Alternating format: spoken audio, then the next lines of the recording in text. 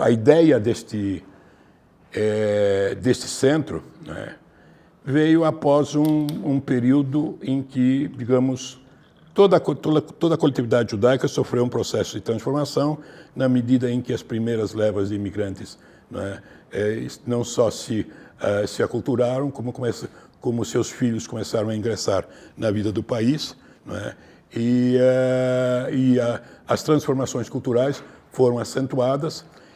O problema da recepção e da aceitação por parte do contexto se colocou de um modo evidente, porém muito mais ainda com o que aconteceu com a Segunda Guerra Mundial, com a Shoah, com o surgimento do Estado de Israel, né? Tudo isso trouxe um novo tipo, uma espécie de nova visão com respeito ao modo de como se viria a colocar a questão judaica e do judaísmo no universo que nós vivemos, que tem um passado ligado com a história ibérica. Não é um passado extremamente recomendável, mas que aqui se dissolveu, felizmente, como tudo entrou no processo macunaínesco, né, de modo que ele foi se dissolvendo lentamente, sem deixar graves resquícios, né. De todo modo, havia uma tradição, uma herança, tanto uma herança religiosa que perdurou, não é? E que foi, de certo modo, reavivada pelo que ocorreu na segunda metade na década de 20 e 30 no mundo ocidental, de um modo geral, com o fascismo, o nazismo, com toda a problemática, comunismo, todo este imenso conflito, e nos quais os judeus, quer como campeões de novas ideias, quer como bode expiatório, né, tiveram um papel relevante, inclusive aqui no Brasil, né.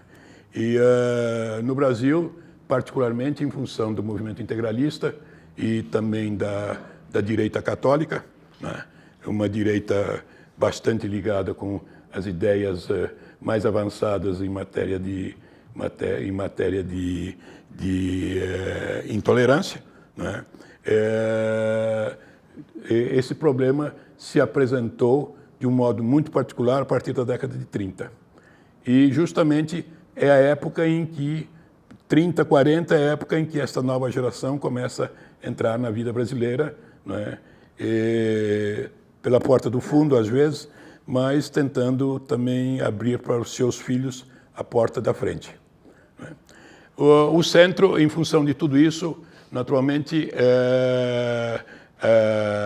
aquele velho trabalho que se fazia em torno da promoção ou da colocação do judaísmo como uma coisa extremamente ética, não é? Que, na verdade, era um benefício para a humanidade e tudo isso, e que nunca calava, não é? Quando muito resultava num filosemitismo de pouco efeito, né?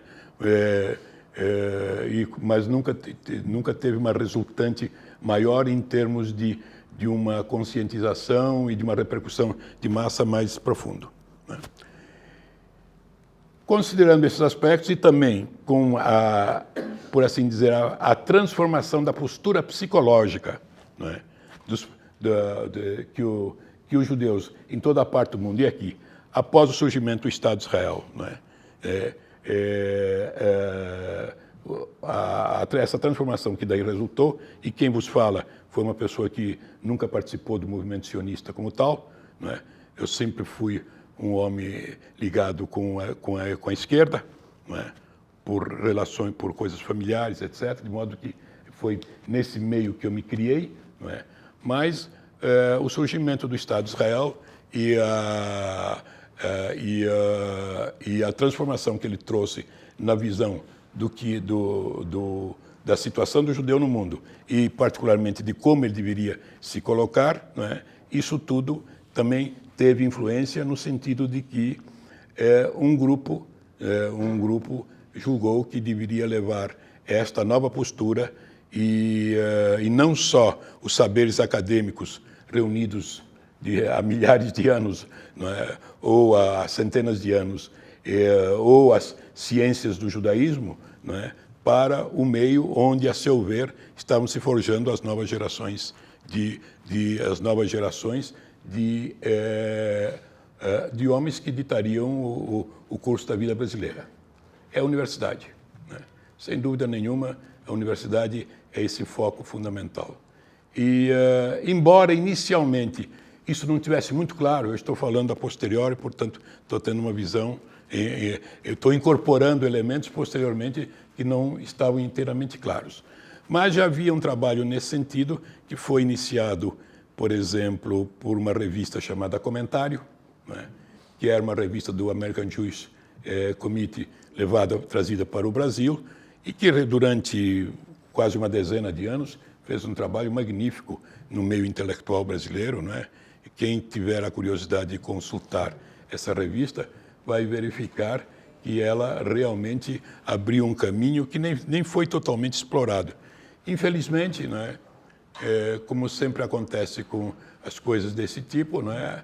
A repercussão imediata, embora historicamente possa ter grande importância, é muito pequena.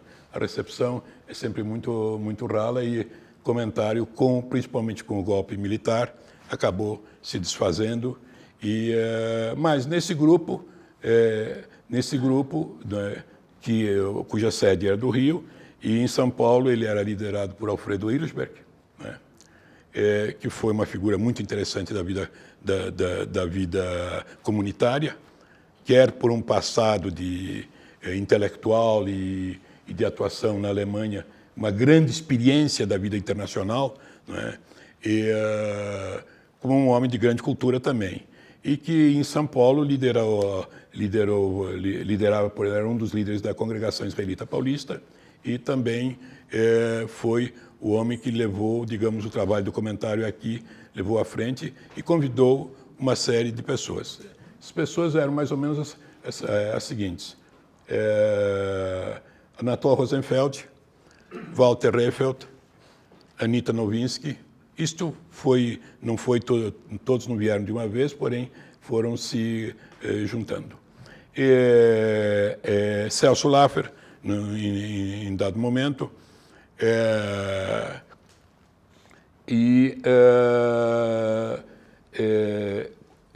esse grupo trabalhou durante bastante tempo.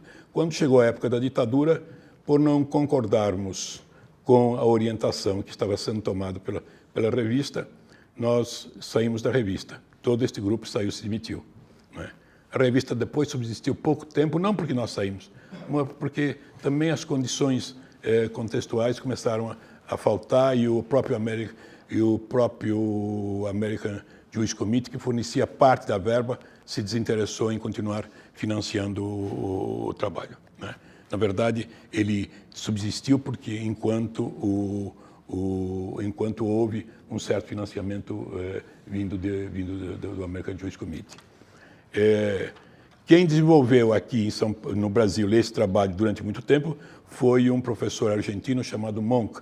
Ele era um homem muito ligado com Yagubski, Máximo Yagubski, que era um líder intelectual da vida argentina, também editor, etc. Bom, estou entrando por outros caminhos, mas quero chegar ao fato de que, a partir deste grupo e nesse contexto, começaram, digamos, a ser discutidas algumas ideias que ficaram suspensas no ar. Porém, de repente, eles encontraram um polo. A Anita Nowinski, né, foi aos Estados Unidos e lá conversou com algumas pessoas, com o pessoal da Memorial Foundation. E eles animaram no sentido de desenvolver um centro de estudos judaicos aqui no Brasil. Ela trouxe esta ideia. Então existia apenas um curso de língua hebraica, né, que o professor Rabino Pincus tinha durante muitos anos tinha levado à frente, com apoio dentro da universidade. O professor Euripides Simões e Paula era um grande partidário desse daí. Ele, aliás, foi ele que desenvolveu os estudos orientais na universidade. Graças a ele é que se transformou em departamento. Ele tinha muita influência, foi diretor da faculdade, não é? Então, isto se deu. Levada a ideia para o professor, a Anita voltou, chamou esse grupo que esteve ligado com ela e que tinha relações de amizade também, independentemente da relação no plano do comentário, para uma conversa, todo mundo achou interessante e começou a se negociar essa questão. Mas o assunto o assunto não estava avançando muito, até que veio ao Brasil acho que era secretário, me lembro, enfim, era uma pessoa fundamental do Memorial Foundation, com o objetivo de concretizar essa questão. E para isso precisava haver uma garantia institucional. Essa garantia institucional, essa base institucional era a federação. Nesta época, na federação, trabalhava o Beno Milnitsky, que era uma pessoa de grande compreensão nisto. Ele foi uma das pessoas que realmente deu maior apoio, né, a essa ideia. E outra pessoa que posteriormente também levou à frente isso foi o Dr. Marcus Führer. Né. Graças a ambos, o centro chegou realmente a se estruturar. Mas só boas intenções não são suficientes. Havia um problema político. O problema político é que o grupo sionista daqui achou que não era possível deixar um centro desse na mão simplesmente de um grupo relativamente suspeito. Não é? Então, aí surgiu um casamento de conveniência. Aliás, até podia-se dizer que foi um casamento não a dois, a três. Né? Havia o curso de hebraico, né, do professor Pincus, da qual a professora Rivka já era assistente. Né? A federação, então, houve por bem ligar ao trabalho um jovem intelectual e ativista que recém-chegado de Israel, um homem de grande inteligência e saber, chamado Nachman Faubel.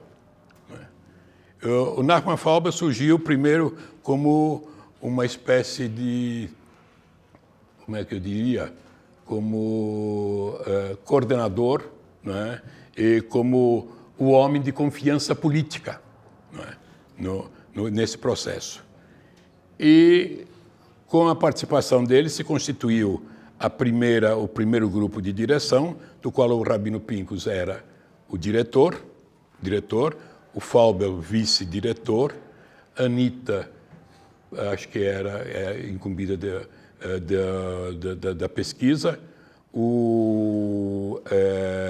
pesquisa, acho que era o Ratner. O Ratner, isso, é o Ratner.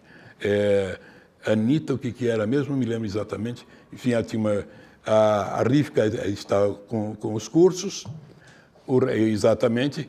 Eu fiquei com a parte de publicação, que era o meu campo de atividade.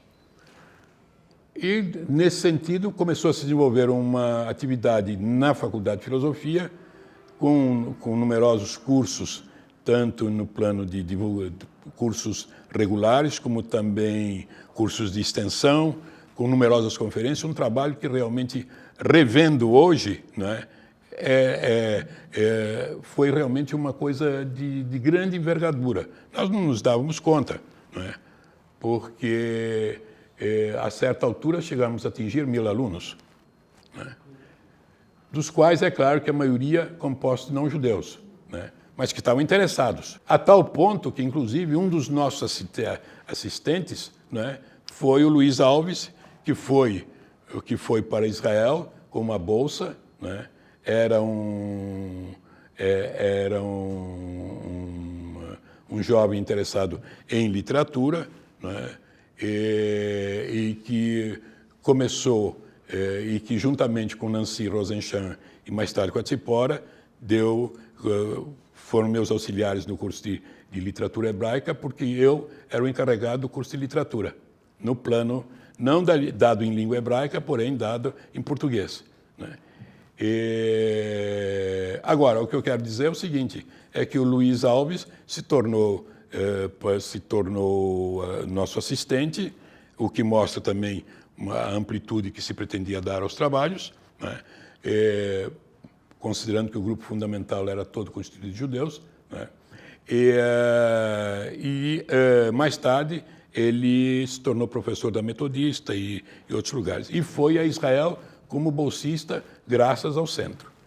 O Centro conseguiu, né, nesse período, na sua atividade, enviar 3 bolsistas para Israel.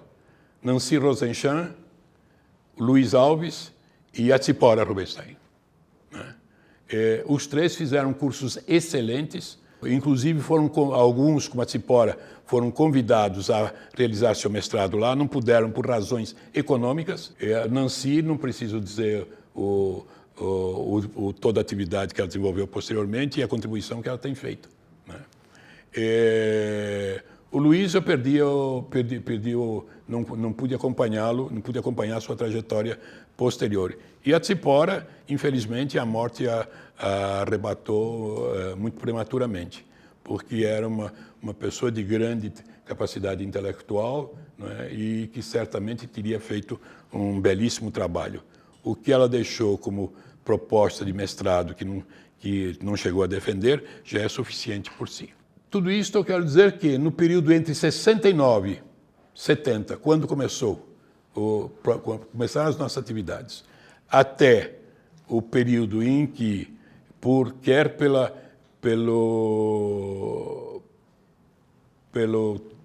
amplitude do trabalho, quanto pela amplitude de cada um de nossos egos, não é? Surgiu uma crise. Surgiu, infelizmente, uma crise.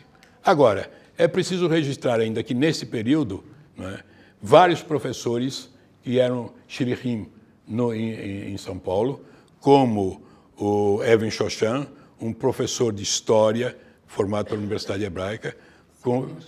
É do dicionário? Não é do dicionário, não. Ele tem o mesmo nome, mas não sei qual era a relação dele. Ele veio para a antiga Casa de Cultura, de onde saiu esta casa aqui, né? Veio como shaliach, né? E tinha uma formação universitária, etc. Deu cursos excelentes de História. E outro foi o Zarbif, né? Que era um orientalista de mão cheia, um homem com pleno domínio de todas as línguas semíticas, né? Que também participou dando cursos da melhor qualidade.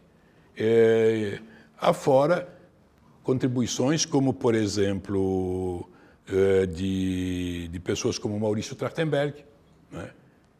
Maurício Trachtenberg foi nosso professor. O Jaime Pinsky participou desde logo também. Ele era um jovem professor, né? Com interesses judaicos específicos, né? Naquela época, né? E não me lembro de todos, mas posso dizer a vocês que foi uma atividade muito ampla e muito abrangente. Agora, entre os professores, é claro, tínhamos os professores regulares, Rosa Kraus, Ratner, né? Anita deu cursos também, o Faubel, né? Cuja qualificação como professor de História todo mundo conhece, sabe que ele é um dos maiores medievalistas que temos aqui, né? E este seu chutador que está aqui, né? que inicialmente deu um curso sobre literatura hebraica, mas posteriormente, pelo tipo de atividade que eu exercia, não pude continuar lecionando pessoalmente, mas continuei a dirigir o curso através desses assistentes, que, à medida que que foram, por exemplo, para Israel, naturalmente foram sendo trocados, né, a ponto de termos tido, inclusive, o Renato Mezan como nosso professor também, né, nesta minha área. Agora, o que ocorreu posteriormente foi que, né, num dado momento, os membros da diretoria do então Centro Brasileiro de Estudos Judaicos, era o nome, Centro Brasileiro de Estudos Judaicos, né? Que era um centro ligado ao Departamento de Línguas Orientais. Né? Houve um desentendimento inicial entre algumas pessoas que se dividiram, que posteriormente se ampliou em função da questão do arquivo judaico, que foi fundado no âmbito do Centro de Estudos Judaicos. Mas como algumas pessoas, inclusive quem está falando aqui, entenderam de que talvez fosse mais interessante tirá-lo desse âmbito estrito ligado com a universidade para torná-lo um órgão da coletividade, né? Esta postura, e em função de outros problemas que surgiram de desentendimentos pessoais, não havia tanto desentendimento, digamos, nem acadêmico, nem científico, não é? Talvez com algumas posturas diferenciadas, sem dúvida nenhuma. A questão é que em 74, 75, surgiu esta crise pela qual a disciplina de hebraico, portanto, de língua hebraica, que era a disciplina fundamental, e já na época era dirigida pelo, se eu não me engano, o professor Rabino Pincus tinha se aposentado, não me lembro bem. Já era pela Rivka, se retirou do centro. A essa altura, o que fazer? Uma parte do... Quando houve a primeira retirada, professores como Walter Rehfeld, como Rivka, etc., permaneceram. Os primeiros dois diretores que discordaram da orientação que estava sendo dada, sobretudo pela vice-diretoria, que de fato exercia a diretoria, porque o Rabino Pincus assinava, etc., mas quem de fato dirigia o centro era o Nachman. Ele dirigia o centro e, como ele é um executivo, e um homem de trabalho, ele realmente acabou empalmando tudo que ele queria, e o que também ele não tinha sonhado em empalmar, ele empalmou. Agora, em função disto, o centro, digamos, ficou como uma mula manca, Não tinha uma base fundamental. Então, nós podemos, aí tentou-se, os que ficaram, tentaram reacondicionar isto. Qual foi a saída? A saída foi a tentativa de transformar o centro num órgão interdepartamental. Quer dizer, deixando de lado, ladeando a disciplina de hebraico, e, de fato, isto foi aprovado em princípio, tanto na comissão de ensino da faculdade quanto na congregação. Houve, sob esta fórmula não totalmente, digamos, realizada, porque não chegou a uma formulação definitiva, houve apenas um reconhecimento em princípio, depois ele não foi levado até o fim. Ele subsistiu até mais ou menos meados da década de 80, desta forma. Eu era vice-diretor, o Nachman era o diretor, havia um conselho composto de que participava Boris Schneiderman e outros, não me lembro todos os nomes, está registrado, E, sob esta forma, também, eu creio que o centro desenvolveu uma atividade intensa, publicou numerosas coisas, fez cursos dentro da universidade e fora, frequentados por numerosas pessoas, enfim. Creio que, de modo nenhum, foi uma vida, digamos, frágil, débil, esquálida, enfim, desse o nome que se quiser. Foi extremamente vigorosa. Entretanto, eu acho que o problema maior foi que, apesar do interesse que havia da parte da comunidade, sobretudo da federação, o trampolim que tinha sido armado para assim, instituir de uma forma maior o centro dentro da universidade não foi aproveitado. Não foi aproveitado. E porque faltou apoio apoio político e faltou apoio material, né? O centro acabou sendo um dado dentro do orçamento da federação, uma preocupação por causa de certa divisão de forças, porém não um elemento programático, um elemento que estava destinado a executar um trabalho de maior interesse, não só científico, acadêmico, mas também político, né? Quer dizer, político num sentido amplo, num sentido maior, né? Não no sentido de aliciar esta ou aquela boa vontade, porém no sentido de trazer realmente, de trazer uma visão e de criar um ponto de vista dentro da universidade, não é? Sobre o que é o judaísmo, sobre as realizações culturais que seriam, de certo modo, sempre a visão liberal ou a visão racionalista sempre tenta achar que a iluminação, o iluminismo vai resolver alguma coisa. Na verdade, como sempre, não resolveu nada. Mas este ponto de vista, em termos políticos, era de grande importância, e eu digo aqui que a única pessoa que talvez entendeu perfeitamente o que significava o centro na universidade, né, foi o Sr. Leon Pfeffer. No momento que o centro desfalecia, ele, por razões dele, etc., fundou a Associação Universitária de Cultura Judaica. Que é uma espécie de subsidiária. Não, ela tinha um caminho próprio, porém, em termos dos seus objetivos, muitos dos seus objetivos, sem naturalmente todo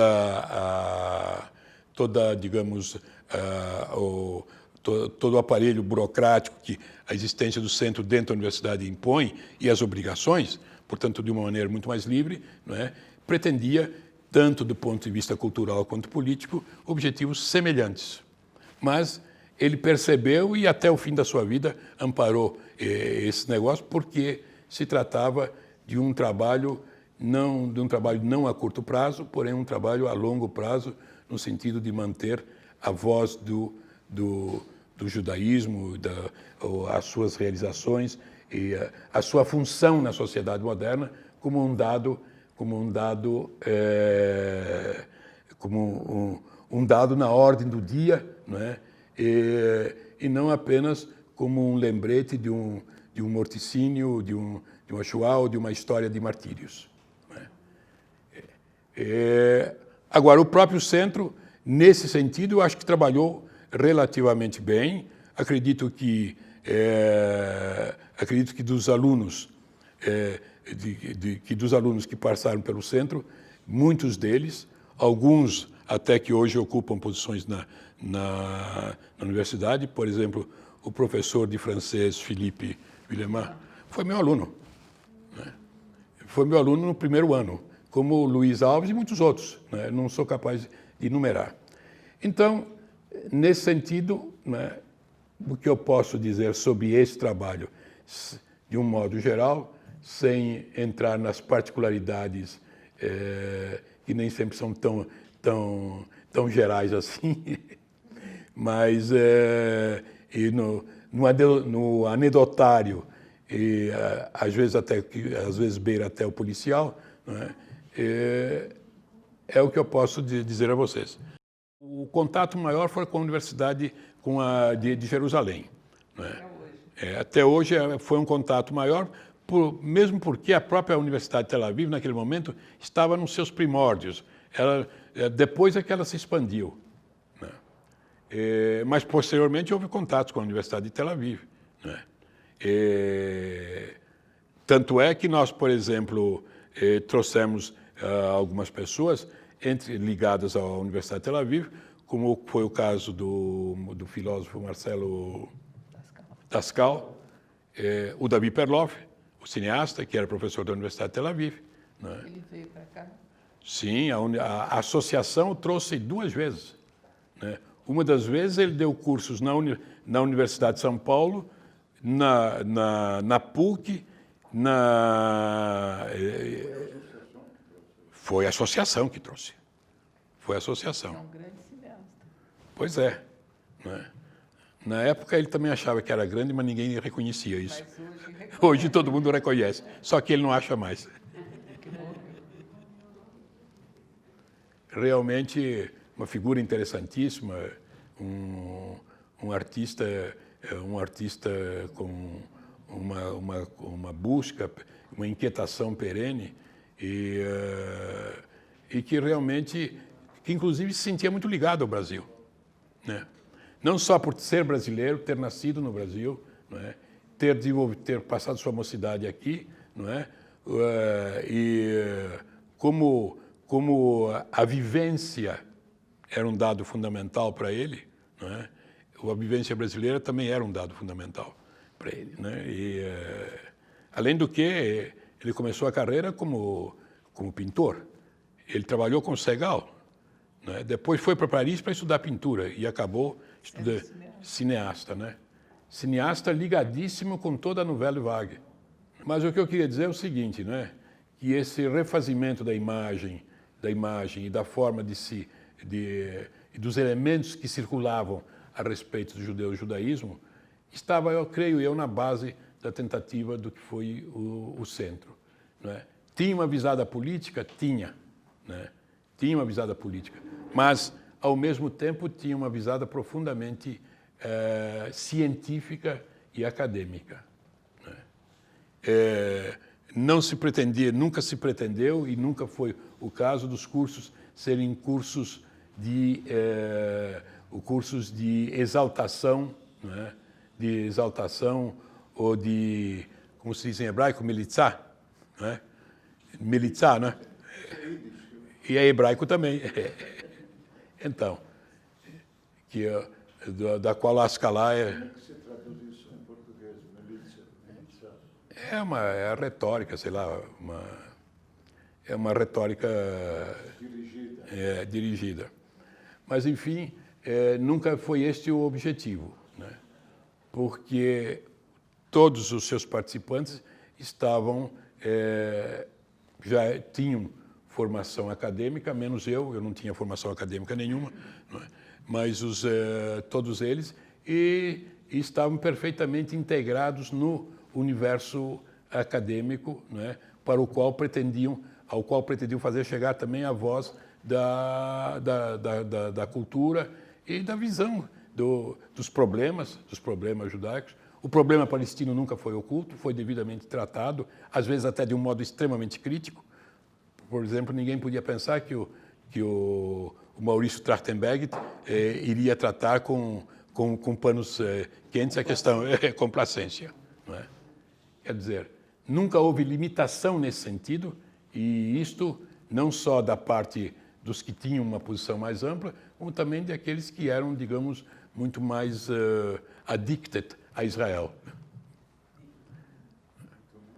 Addicted.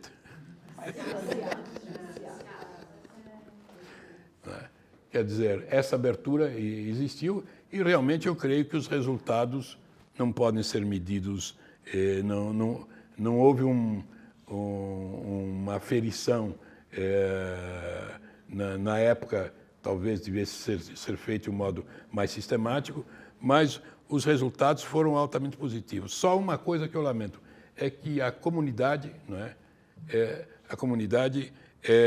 Não tenha percebido a enorme importância que o centro ainda hoje tem. Ela não percebe, acho que ainda hoje, não que ela não tenha noção de que existe, é um dado, mas o que poderia ter sido feito, e a importância que o centro podia ter, por exemplo, instalado. Os japoneses, por exemplo, perceberam perfeitamente. Nós tínhamos oferta de um terreno na cidade universitária para a instalação de um centro, não é? Isso não foi aproveitado. Talvez na medida em que o problema israelense e palestino foi avançando e que foi se desenvolvendo e que se tornou mais acirrado, né? E que a esquerda, que é uma voz importante na universidade, determinada esquerda, porque evidentemente a outra esquerda tinha uma visão de um lado mais equilibrada, de outro muito ditada pelas posições soviéticas, né? Mas, na medida que a esquerda se tornou marcadamente, certa esquerda marcadamente anti-israelense, é claro que isso se refletiu. Eu não entrei propositadamente na fase em que a Rivka, né, tornou o centro um centro ligado exclusivamente à cadeira de língua e literatura hebraica, né, porque ela deve ter narrado isso daí, e realmente ela desenvolveu um trabalho extraordinário ali, e a ponto de introduzir a pós-graduação, né, e de conseguir introduzir. Isso se deve, eu assisti também de perto o esforço que ela fez, né, e ela conseguiu, graças ao trabalho dela, e graças também a uma certa, como é que eu diria, a uma certa capacidade que ela teve de obter apoios, né, e de participar da vida universitária de um modo tal que certos apoios lhe foram dados, mesmo contra gosto, né? É claro, né? Agora, esta oposição, na época, não existia, estava um pouco adormecida, como, aliás, todo o problema judaico estava, na época, adormecida em função do quê? No início, em função do Holocausto, em função das repercussões da Segunda Guerra. Quer dizer, o que nós assistimos posteriormente foi um redespertar, né, de problemas, de concepções, né, e de discriminações, né, que tornaram a vir à tona sob outros nomes, né. Mas naquele momento, fim da década de 50, né, início da década de 60, esse era um momento menos sensível sob esse ponto de vista. E muitos dos antissemitas encruados que existem em toda parte, não é? Como existem anti-americanos, como existem anti-brasileiros, existem os antissemitas também de todo tipo, né? Estavam, por assim dizer, recolhidos nas suas conchas nesse momento, né? Sem grande auditório, né? Na universidade também. Isso não quer dizer que na universidade não houvessem professores marcadamente de direita, né, que não viam com bons olhos. Mas nós tínhamos o apoio de Eurípides, né, e, naquele momento, com respeito ao centro especificamente, e Eurípides era uma pessoa que tinha um grande poder não só de poder político, como também de realização, né? E foi, a meu ver, foi exclusivamente graças a isso que o centro conseguiu, né, se estabelecer, né? Porque, mesmo tirando para o Rabino Pincus, ninguém tinha status universitário naquele tempo, né? Eu fiz meu doutorado em 73. A Rivka não era doutora, o Nachman também não era, o Reifel tampouco. Ninguém tinha status universitário. Eu tinha um pouco de atividade jornalística, enfim, publicística, tinha feito uma editora, etc. Mas isso tudo era, não é? No máximo podia servir para eventualmente conseguir com que eu entrasse tivesse algum acesso a um curso universitário sem a necessidade de fazer de ter feito o curso secundário só. Quando em 64, quando a universidade sofreu o regulamento da universidade foi modificado, né? Havia uma cláusula, né, pelo qual se podia postular um doutorado direto. Eu já era professor da ECA, porque eu tinha sido professor da IAD, né, e vim da IAD, eu já estava dando, primeiro dei crítica teatral, depois eu dei estética, né? Eu estava dando o curso, e aí os meus colegas achavam que precisavam de mais um doutor. Mas foi assim que ocorreu. Agora, na época que o centro foi fundado, nenhum de nós tinha titulação suficiente para postular qualquer coisa junto à faculdade. Também uma pessoa que sempre esteve muito ligado e tratou sempre com muito carinho as coisas judaicas foi o Antônio Cândido. O Antônio sempre o meu primeiro livro, que saiu pela comissão, como é que era? Brasil-Israel, né? Era a Comissão Brasil-Israel, né? Era um livro de artigos sobre temas judaicos, que a comissão resolveu editar. Eu nem sabia como nem de que jeito. Apareceu com o prefácio do Cândido. Eu não conhecia o Cândido pessoalmente naquela época, né? Ele o fez simplesmente em função do que lhe foi apresentado. E sempre ele teve manifestações nesse sentido de grande entendimento, né? Entendimento e carinho. Esse era o ambiente desse grupo de professores, né? Que, de certo modo, dava voz, né? Pelo menos na faculdade de filosofia. Não creio que isso fosse verdade na medicina, nem mesmo na faculdade de direito, mas nas letras era. Bom, nós chegamos a trazer professores de Yale, né? Professor que deram cursos aqui, né? Conferencistas de todo tipo, que na época que o centro estava com essa, quer dizer, a disciplina de hebraico, né, realmente foi vitalizada através do centro, porque antes ela era um curso de língua. Eu não tenho... Não tinha literatura. Não tinha literatura. Eu suponho que a entrada da Rivka tinha modificado. O Rabino Pincus dava um curso de língua, mas também era assim o curso de russo. O curso de russo também não era um curso oficial. O Eurípides era tão orientalista que até inventou um curso de armênio. Mas foi graças a esta percepção dele, percepção que eu acho que inclusive se deve ao fato do Eurípides ter sido pracinha, ter feito a guerra, né, ter estado na Europa, né, e como muitos voltaram com uma visão talvez negativa, ele pelo menos voltou com uma visão positiva a respeito a respeito de judeus, etc. Eu tinha trabalhado com Eurípides antes, na difusão europeia do livro, quando nós editamos a História da Civilização do Creuset, né? E Eurípides ela foi feita sob a égide, não patrocínio, da Faculdade de Filosofia, e Eurípides era, digamos, a pessoa que figurava. Quem traduziu boa parte disso foi um outro professor de História, Pedro Macir Campos, né? Um grande professor, né? Das originalidades dele não vou contar nada, mas que realmente traduziu. Então, eu tinha tido este contato com ele, assim como nessa época da difusão, também nós, Fernando Henrique, Ottaviani, né? Todo esse pessoal circulou pela difusão e, portanto, tivemos contato, né, com o Sérgio Buarque de Holanda, e que mais tarde eram pessoas que foram ouvidas, porque o Sérgio Buarque participou do Brasil-Israel, da comissão. Essa comissão estava o Sérgio Buarque, o Fernando de Azevedo,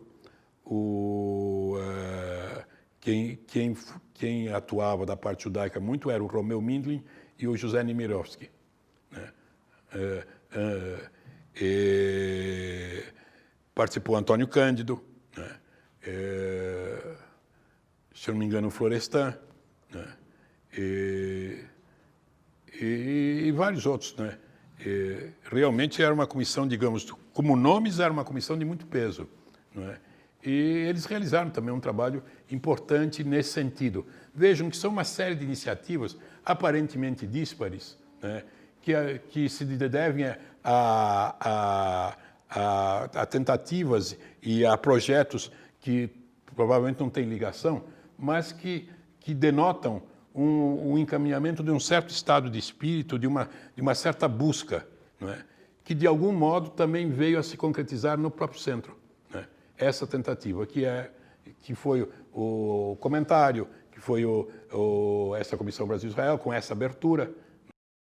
O Anatol era uma pessoa, não é ele... veja, o Anatol era uma pessoa muito estranha. Ele foi convidado para ser quando o professor de alemão na faculdade, Aposentou. antes do Erwin, Antes. né, se aposentou, o Erwin Theodor, que estava na época em Assis, estava preocupado com uma única coisa, que o Anatol se candidatasse a ser professor. Mas o Anatol não queria os encargos de professor. Ele, de fato, do ponto de vista do legalismo acadêmico, não tinha condições, porque ele fugiu da Alemanha, teve que sair da Alemanha quando estava com a sua tese de doutorado praticamente pronta, né? E, portanto, não pôde realizá-la. Aqui ele não a realizou, né? Mas basta dizer a vocês que, na ECA, nós o convidamos repetidas vezes para ser o professor de estética teatral, né? Que mais tarde eu vim ocupar essa disciplina. Ele não queria ter o trabalho de fazer exames, corrigir provas, né? Ter que aguentar desaforos. Né? Ele sempre prezou muito a sua liberdade, né? E foi isto, né? Agora, se convidasse ele para uma conferência, para uma palestra, para um curso, ele aceitava e posso garantir a vocês que saía magnificamente bem, né? Porque era um professor de uma rara erudição acadêmica. Quer dizer, embora fosse como todo homem inteligente, né, capaz de chupar qualquer livro e transformá-lo, né, tinha uma erudição enorme, tanto em filosofia quanto em literatura e também em judaísmo, né? Afora em política, né? Creio que dentro dos imigrados alemães, eu não os conheço todos, né? Mas era do nível de um Otto Maria Carpo, né? Talvez de um Herbert Caro, né? Desse nível. Com uma rara capacidade crítica, né? Porque a maior definição que eu acho que se pode dar de Anatol era um crítico, né? Independentemente do imenso lastro de saber que estava por trás disto, né? Porque ele conhecia a filosofia, ele nos deu, nós tivemos um curso durante quase 10, 12 anos de filosofia na minha casa, né? Portanto, eu estou autorizado a testemunhar, né, de que ele tinha um conhecimento filosófico muito raro, né? E uma capacidade também uma capacidade polêmica e de articulação de saber com condições políticas, né, com situações políticas, etc., é uma rara. Mas o que por exemplo, nós publicamos recentemente um livro dele sobre das crônicas e até de uma pequena novela, um conto extenso dele, né, que foi publicado recentemente por nós. Agora, portanto, tinha também talentos literários bastante desenvolvidos, mas onde ele se definiu mesmo foi na crítica.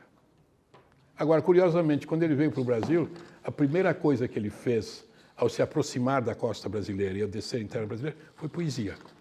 E muito boa poesia. O Anatol? O Anatol. Em alemão. Bom, na época ele conhecia francês muito bem, né? Conhecia muito bem francês, inglês também, né? Como todos na Alemanha nessa época, quando tinham pelo menos domínio tinha latim e grego, também sabia muito bem, né? Mas a cultura, a exposição da cultura não era a praia dele, né? Ele não era um homem de citações. Quando citava a propósito do seu pensamento. Ele não citava a propósito do pensamento do autor. Agora, realmente, basta ver, eu acho que, entre os outros méritos do Anatol, né, primeiro de ter trabalhado com o Alfredo Hirschberg durante muitos anos na antiga crônica israelita e aguentar segundo ele dizia, estou transmitindo a voz dele, aguentar o Hirschberg não era fácil, não era fácil, mas afora esse aspecto de jornalismo, né, realmente o grande interesse dele era um interesse político, muito interessado também em antropologia e em sociologia, né? Por exemplo, entre alguns dos trabalhos dele estão sobre as gangues americanas. Tem um trabalho dele sobre isso na época, né? Agora, o que eu queria destacar particularmente, é que no plano da crítica teatral e do movimento de ideias teatrais aqui no Brasil, a pessoa que realmente abriu brecha para o universo teatral brasileiro foi Anatol, né? Quer dizer, não que o nome de Brecht não fosse conhecido por algumas pessoas, porém, quem abriu estética e criticamente as colocações brechtianas e as discutiu, né, no seu jornalismo foi o Anatol. E isto reconhecido por Décio de Almeida Prado, reconhecido por Sábato Magaldi, por todos os que eram críticos na época e críticos de bastante relevância e com conhecimentos os mais amplos, não é? Dizer que eles ignoravam a existência do Brecht, é verdade. Agora, a assimilação do ensinamento de Brecht, isto se deve ao Anatol. E quem é da época sabe, porque ele escreveu numerosos artigos e escreveu um livro que eu acho que é antológico até hoje. Não creio que na literatura até internacional exista alguma coisa como o teatro épico que ele escreveu, que é um desenvolvimento, né, para o plano geral da dramaturgia, né, do conceito de épico, né? Ele tomou o conceito de épico, né, e o transpôs. E foi encontrar elementos de épicos já em Aristófanes. E é verdade. Esse livro é um livro magistral, não é? Como outras coisas. Felizmente, nós conseguimos resguardar os escritos dele, né? Ele publicou muito pouco em vida, relativamente pouco. Embora no fim da vida fosse uma pessoa muito conhecida e muito requisitada também por universidades, mas a obra dele é uma obra jornalística, é uma obra de ensaios, de artigos. Ele não chegou a não ser este livro, não chegou a escrever mais nada, digamos, inteiro, um livro monográfico, né? Mas nesse plano foi uma contribuição das mais importantes, né? E o Anatol também é interessadíssimo na coisa judaica, tanto é que na coleção judaica nós fizemos um livro que chama-se Entre Dois Mundos, que são dos escritores judeus de origem judaica que escreveram em outras línguas que não em Yiddish, em hebraico, né? Onde ele tem uma introdução magnífica, né? Magnífica pela profundidade. Ele escreveu um artigo sobre Frederich, né? Quem gosta de futebol sabe quem foi Frederich. Foi o maior jogador, antes de Pelé, foi a grande figura do futebol brasileiro anterior, né? Ele era filho de uma moça, de uma mulata e de um alemão, né? Esse Frederich, né? O Anatol escreveu um ensaio sobre ele, que tirando esse ensaio do irmão do Nelson Rodrigues, como é o Mário, sobre futebol, o Mário Filho, é um dos primeiros trabalhos de maior profundidade nesse sentido. Está publicado. Como é? Macumba, Negro, Macumba, Futebol, como é o nome do livro, né?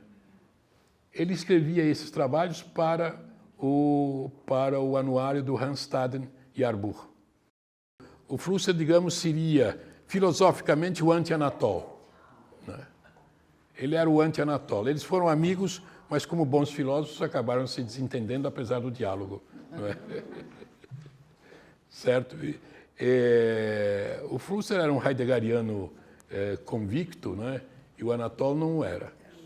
Era um anti-heideggeriano também convicto, né? De modo que o entendimento deles ficou limitado enquanto ambos estavam engatinhando na vida brasileira, né? Daí para frente, depois, eles se desentenderam solenemente. Porém, eu tive um contato com o Flusser, que eu já contei algumas vezes, e que foi muito interessante. Eu estava publicando o livro do Agnon, Novelas de Jerusalém, e pelo tipo de análise que o Flusser fazia, muito ligada com coisas de Praga, de Kafka, essa coisa toda, e como o Agnon tem um elemento dessa ordem na sua criação, né? Ele tem um dado implícito que se podia chamar de natureza kafkiana, não é? Há nele uma situação quase benjaminiana de ser e não ser, não é? Eu o encontrei em certa ocasião e perguntei a ele se ele não estaria disposto a fazer um prefácio para esse livro. Ele ficou entusiasmadíssimo. E não só fez o prefácio, como me revelou que o primo dele, o Davi Flusser, que era professor da Universidade Hebraica de Jerusalém, um dos maiores especialistas no período do cristianismo, do início do cristianismo, e que faleceu há uns anos atrás, né? Era primo dele e que ele tinha na mais alta conta, né? Então, são essas vias misteriosas que as criaturas têm, essas relações, né? Nem sempre tão aparentes, mas eletivas, que a gente acaba, de certo modo, chegando.